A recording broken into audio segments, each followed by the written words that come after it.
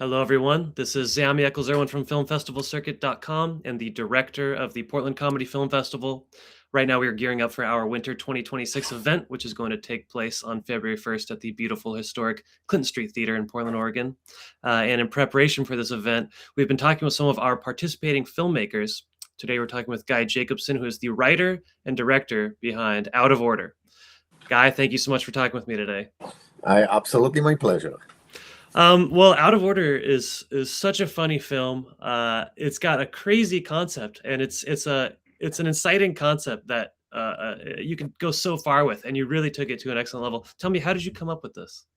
So many years ago, I actually was a lawyer, Okay. and in the summer of 1992, being a poor law student, I was working in two law firms at the same time, but not Yeah. so. Meaning, part of the summer I worked at one law firm, and the second part of the summer I was working at the second law firm. And I remember at that time thinking, I really needed the money. And I was working at those huge, Wall Street law firm. And I was thinking, if I worked at both two law firms at the same time, nobody would have figured it out. And I could have made double the money. Oh And man. so I kind of said, at some point when I go back to writing movies, I should try to develop that story. And then when I eventually did get to it, years and years and years later, said it probably will be funnier if I not do it as a corporate lawyer, but as a litigator. Gives a lot of fun, Totally. concept and comedy to play with.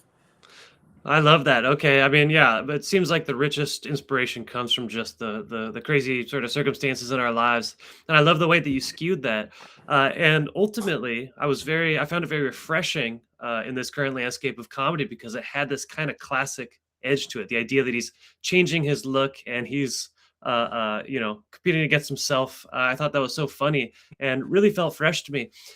Tell me a little bit more about developing this concept and that sort of character in particular. So what we wanted to do, kind of for me, I grew up on My Cousin Vinny and Fish Totally. Named Wanda and Mrs. Doubtfire and There's Something About Mary, kind of the classic situational comedy where the situation is where it's built around. So I thought that this concept, it's kind of like an evergreen, fun Totally. film. It doesn't have to deal with any of the exact current political or religious Yep. or geographical, place that you are at. So for me, it was the ability to kind of make fun of the situation, make fun of the characters, but not in a mean-spirited way, but actually enjoy the journey and the story and the characters. So, I kind of looked at the Jim Carrey, Robin Williams, kind of Monty Absolutely. Python style comedies that can always play well, and can play for a very broad audience. Totally. Well, yeah, I think it's interesting that you're citing some of these classic comedies, and this is the era that it made me think of, and framing that as situational comedy is interesting. A lot of the stuff I see now, especially with the popularity of stand-up and sketch comedy, it's all predicated on the quick delivery of lots of little jokes, lots of little punchlines. This one, we have quirky characters, and these are eliciting laughs as we go along. But it is this building up of the situation when he's finally in court, litigating against himself, that it sort of comes to a head. It's really funny. Tell me a little bit about your relationship with comedy in general. Do you do stand up? Are you more of a writer and appreciator? What's that like? So I actually had two of my own one-man shows that Okay. were performed both in the U.S., Canada, a bit of Europe and Israel. I've written about 15 published books of satire, Okay. aphorism, and so on. So I wrote for the equivalent of SNL in Israel. Okay. So going, and I was a smart ass my entire life, so it's come naturally to me. So comedy and being, a smart ass is something that I always felt comfortable in and been doing for a very, very long time. Okay, excellent. Well, I love to see that, and there does feel to be sort of, I don't know, a well-crafted feeling to this movie. You clearly know how to You. deliver, long-form comedy. Now, what's your relationship with cinema? Do you have experience writing films before, or is this the first for No, you? so so I've written about a dozen different scripts, Okay, both comedies, suspense thrillers, and dramas, and written quite a bit of sketch comedy, both that. So I wrote for theater, I wrote for TV, I wrote for film, okay. I wrote stand-up comedy and one-man shows. So kind of been writing, wrote over 1,000 articles for magazines and newspapers. So I've been writing for a very long time. Okay, it's your bread and butter. Well, I, that's I, awesome I to don't know. hear. I mean, bread and honey. There you go. A little sweeter. Well, tell me a little bit about your writing process. I'm so interested to hear how you come up with it. You have your idea, as it were, something that kind of a funny twist on something that happened to you before. Now, do you go and just let the characters blossom on the page, or do you plan it out really heavily? What's your process like? So I wrote a few scripts with a very renowned British comedian named Julian Chagrin, Okay. and he was nominated for the Oscar and won the European Emmy for comedy. He's now, I Okay. think, probably late 80s or maybe in 90s. And he used to work with Peter Sellers and Okay. others. And what I learned from him, and the guy is a genius. And uh, when we were writing together, he was literally being an actor. He played every one of the characters and read every one of the lines.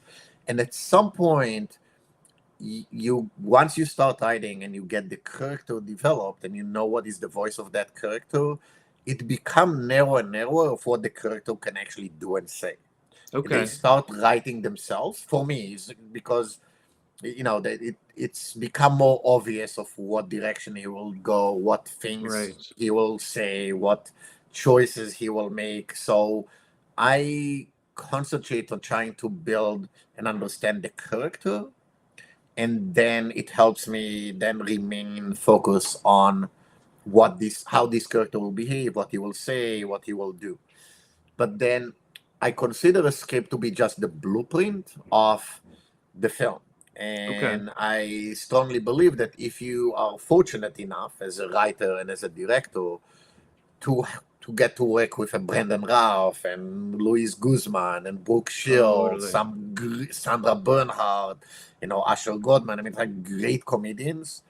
And Sam Huntington, who is Totally. absolutely superb.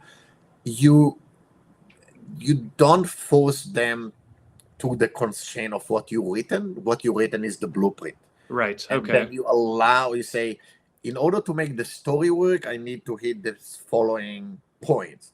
However, let's have fun, let's improvise, let's develop the characters and the story and the jokes, and please, loan me your genius, your Right. creativity, your sense of humor, and let's make it much funnier than whatever I can write. Okay, well, I love that, and I mean that's one of the miracles of film is everyone's creativity gets to sort of come into a summation of the final product, and that's why it's so much stronger than just what you come up with in your head. It becomes this collaborative art. That's the beautiful thing about it. I do want to segue into talking about your incredible cast. What was the Thank you. casting process like, and I mean, what was it like working with some really renowned comedians? So I think that the most important, obviously, role is the lead, Yes. and because it requires a bit more or a lot more than just a lead of a romantic comedy, because Right. that role requires somebody to be able to actually play two completely different characters, Right. and to be able to do physical comedy. There's a lot of you know Right. things that are happening, and so finding a lead that can not just be charming and look good, but actually play two different characters and do a physical comedy was crucial. And I was very, very fortunate to be able to get Brendan Ralph, who I believe in if you look at Legend of Tomorrow, I mean, not only he can do physical, but he was playing that with very comedic twist. Totally. So so he was kind of my first choice to get somebody that can play the role. Okay. I was thinking kind of like a Neil Patrick Harris. I mean, he was a dancer, so somebody who can move. Right. And I think that once you then, we were very fortunate because for me, a big chunk of the film was the relationship and the chemistry between the different characters. And I think that's what makes the film work. And Brandon and Sam Huntington not only did a couple of films together before, but they're actually friends in real life. So Okay. when Brandon suggested, how about Sam Huntington to play my best friend? I was like, yay, touchdown. Excellent. Home run. They already have that Sam chemistry. is a brilliant actor and brilliant comedian. And the ping pong and the dialogue and the pace in which he and Sam and Brandon can bounce off each other and the banter kind of Right. reminded me a bit that I wanted it to be a bit faster than life. Kind of think of his Girl Friday. I don't know Right. if you've seen that. No, totally. Yes. That it's kind of like, you have this crazy pace and that worked. Then I kind of based on them, you start putting the other pieces in place, and I think each of them required to have the right, because if you have Brandon to play the lead, then his love interest cannot be. I didn't want to have somebody that is cringingly too young, or Right. Totally. So you start kind of defining who are the Okay. different people, and kind of the two leading women. I wanted to be very, very different than each other, so they each have their own world. Mm-hmm. But then, having the being in New York and having the ability to cast Brooke Shields and Sandra Right. Bernhardt and Luis Guzman, who is, I mean, I think you need Luis Guzman in the film if it's a comedy. Just Right. a brilliant actor, and for that particular role of kind of offbeat jailbird, is just Yes. a perfect match. So we're very fortunate, and I think once you start putting the pieces together, and you have a script that not everybody can relate necessarily to, but the right people who read it said, "Oh, I want to do this." Totally. And it's now became kind of. I mean, it's crazy to think that for a small independent film we managed to get this cast. It's kind of Totally. ridiculous. It's super awesome, and it's really interesting to hear the idea of the casting process, not some isolated thing where, oh, this is that character, this is that character. It actually kind of builds off of the relationships that make sense and relationships that exist in real life. Sort of a more Yeah. organic way to do it, and I think the result's great because the chemistry is so believable and so infectious throughout, Thank you. and that really carries the film. I do really quickly. I want to ask about the costuming, turning our lead into two different characters. Who was behind that? Because I love the blonde. I think that's hilarious. I love the switch. Tell me a little bit about that. So we wanted to get it something that kind of you'll have the alpha and the beta kind of a Exactly. thing. So with Brandon, when we kind of put a kind of a blonde wing and blue eyes and kind of a bit puffy, kind of more kind of expensive suit, we Hmm. moved him to what he believed his alpha, that his Right. ex-girlfriend is trying to win back, or can relate to. So we were playing around with that, kind of saying, how do we keep it close enough that it's fast change, Right. yet Believably so. Yeah. that it will be believable, and yet enough that people will not recognize him. But part of the way that I went about having him play two different characters and bouncing around, if you think about it, there's nobody that have any reason to suspect or to know that he is both people, right? Right. Because the judge have no reason to suspect it, right? Right. The big firm only know him as Jack. The small firm only know him as John.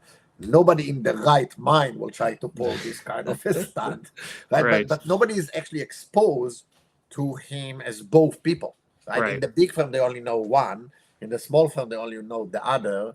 and only until the court and the trial, he's in both places at the same time. And then to a significant extent, I used Gustav, Luis Guzman, to be a distraction. He's yelling and he's biting people and he's moving around. So people are focused on kind of look here. And meanwhile, John and Jack running in and out and changing custom while we're creating a lot of distraction in the Totally. Yeah. Well, it's funny because I mean the premise it's a bit almost like a little cartoon logic. And so I think you could get away with making it less believable, but because you actually paid attention to the details and thought, okay, how could this feasibly actually happen? I think it's funnier as a result because you're checking all these possibilities and it's more believable. I think it's funnier.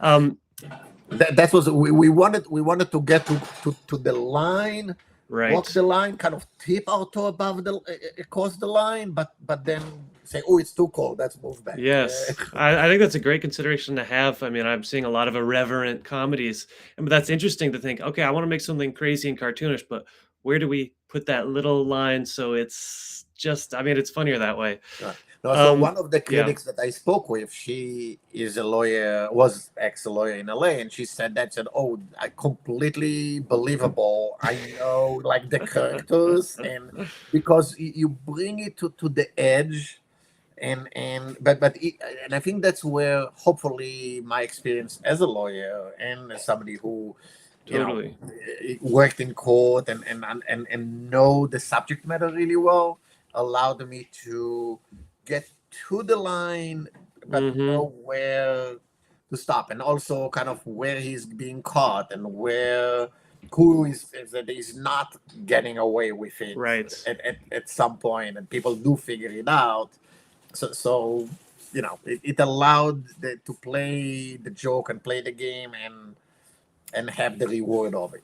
Absolutely. Well, tell me, you have a big history in comedy and film as well. What did you learn from this process, though?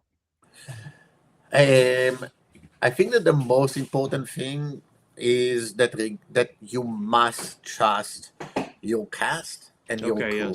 Yes. And I made it very, very clear to both my cast and my crew, please contribute. Said anybody who thinks it's my project cannot work on this. It's our project. We're going to make this film the best we can together, for better and for worse. And I think that if you allow people to contribute and genuinely they believe that and see that you mean it, that you really do want their input. And again, anybody from the production assistants, I told them, come tell me if you see something, if you have any idea, don't be shy, tell me. And I think that's one. Two, always treat everybody with extreme amount of respect. And three, that at least in this film, but I believe generally, it's all about the chemistry. So when we worked on this film, and I'm again extremely fortunate. This cast is incredible for a small film. But the first thing that we did, it was exactly this time, like Labor Day, and Labor Day was one of the days, and all of the cast, we had 1 week rehearsal. Monday was a federal holiday. Sunday, they all flew in from all over. We all met at my place. My wife is a great chef. Used to work at a 2 Michelin star restaurant as a chef. Nice. We cooked dinner for everybody based on the, dietary restrictions. Opened a few bottles of wine, as you can see from the back. Nice. I have a few. Yep. But I said, look, we don't need to not speak about the film. Just get to know each other, get to like each other. Let's literally get to get all of us on the same page. Yeah. Have a nice meal, and the cast and the producers. We just spend a few hours, hanging. The next day was a federal holiday, so no rehearsals, except all of the cast said, absolutely, we want to go and have a rehearsal, although we're not obligated to do so. And then it became that it was, quote unquote, our project, and you Mm-hmm. see that everybody was really motivated to do and contribute and make it better. So that's my recommendation is never think that you know better than anybody else, and always allow others the courtesy and the opportunity to make it better. That's great. I love that story, and I mean that's incredible insight. You know, part of pre-production, invest in the community you're building here. What can you do to Absolutely. get people familiar? Chemistry is both on screen and off screen. Yeah. And I've talked to certain directors who have a similar sentiment that they said part of the job of directing is not just directing the action on screen, it's directing the sentiment on the set. Are people happy? Are they upset? Is there something that needs to be dealt with? Treating everyone with respect. I feel like I mean, that should be almost rule number one for any film, especially independent. I Um, couldn't agree more. I would love to Couldn't see your agree. masterclass just based on these three tenets here. Well, excellent. And it sounds like the shooting process was probably fun. Did you have any great stresses? Any big moments of, oh, this just went wrong? And We had our last day of shooting. Um, the courtroom that we were shooting the scenes in had water damage and literally was leaking, and part oh of the god, roof fell in. oh So what? we finished really, really, really late. But that's the other thing is that the cast was so understanding and dedicated. Nobody was, I Right, can't believe I have to stay. I think we finished like 1 in the morning or something. That like to wrap, and then kind of bookshelves. Then she lives in New York, and she's like, "Okay, everybody, come to my place for drinks." totally. And I literally, I think I finished at 9 or 10. I went. And I told her, I apologize. We're running so late. It's okay if you can't say no, no, no. Please come, and so all Wow. of the cast and we all went to. So I think that's the part is like everybody became so close to each other, and that it made things work better. But we had our challenges. We had probably being a small budget independent film, you never have enough time or money or Right. resources. But my crew was, I mean, incredible, and everybody was so motivated to make it work. So again, very fortunate for me. Awesome. Well, yeah, sounds like a great shoot overall. It sounds like even your worst mishap ended up with cocktails at Brooke Shields' house. So I think that's a awesome The win. worst fate than that, right? Well, so tell me, you must have some more projects in the works. What do you got? So I am working on a adaptation, a modern adaptation of. I think I may have lost you. Oh, you just Oh, moved okay. to the Sorry about right. that. Yeah, I don't know No, why no that happened. problem. All right, I'm So over I'm here now. working on a modern adaptation of Cyrano de Bergerac from Oh, kind of taking from the female point of view. oh, cool. So the rather than a male and kind of online dating and some of that prospect. I am potentially am going to direct a comedy that is kind of offbeat vampire comedy that I'm working with. The writer is incredible, and she and I know each other for a very long time. And when she saw Out of Order, she's like, "I want you to direct my next film." So Excellent. and then a couple of other comedies, couple of other suspense thrillers is usually my other genre. That Okay. so a couple of I think I think that probably I will do them more of a limited series to allow you more time to develop characters and Okay. complex stories. So my style of suspense thrillers will be more kind of a David Mamet, The Usual Okay. Suspect, Spanish Right. Prisoner, that you think you know what is happening, and then you get to them and say, wait, that's not at all what I thought. Right. The So kind kind where of a the lot of writing has to twists, a be lot of excellent. surprises. Yeah. Totally. Oh, well, that's awesome. You have tons of irons in the fire. And I'm so glad to hear that there's a Thank lot of good you. projects in the works for you. Is there anything else you'd like to add about Out of Order? Um, I hope that you. So first, I hope you enjoyed it. That I you know, loved it. yeah. Yes. I think it's a. I hope that people go to the theater and kind of have just kind of a fun, laugh a lot. Kind of, it's meant to be a fun, funny film. Totally. I think kind of today we almost need one of these. Absolutely.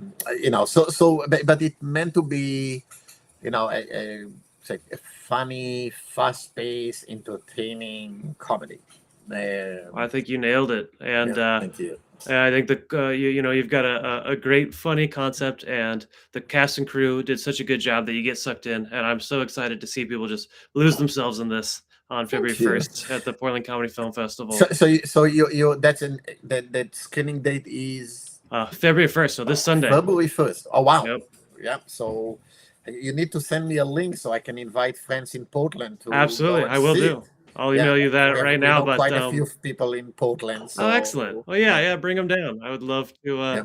to see their In fact, there was reaction. a restaurant that I went to. I don't know if it still exists. I Yeah, think it was called the Dove. the Dove. Okay, Yeah. I don't know this. What Yeah. when were you there?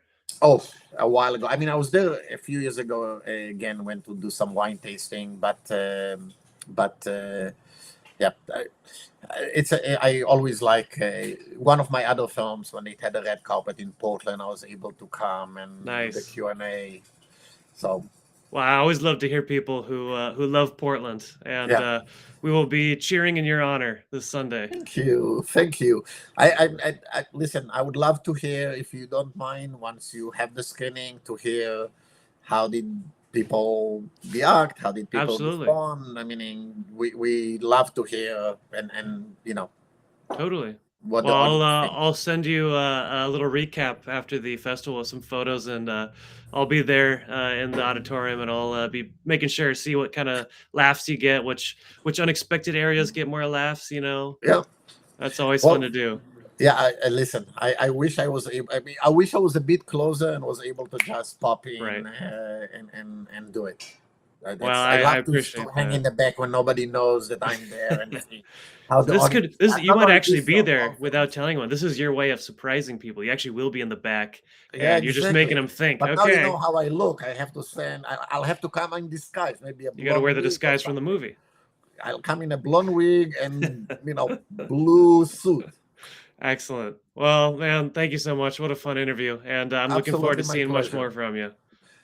My pleasure. So nice to meet you. You too. Take care, man. Have a good one. Bye bye.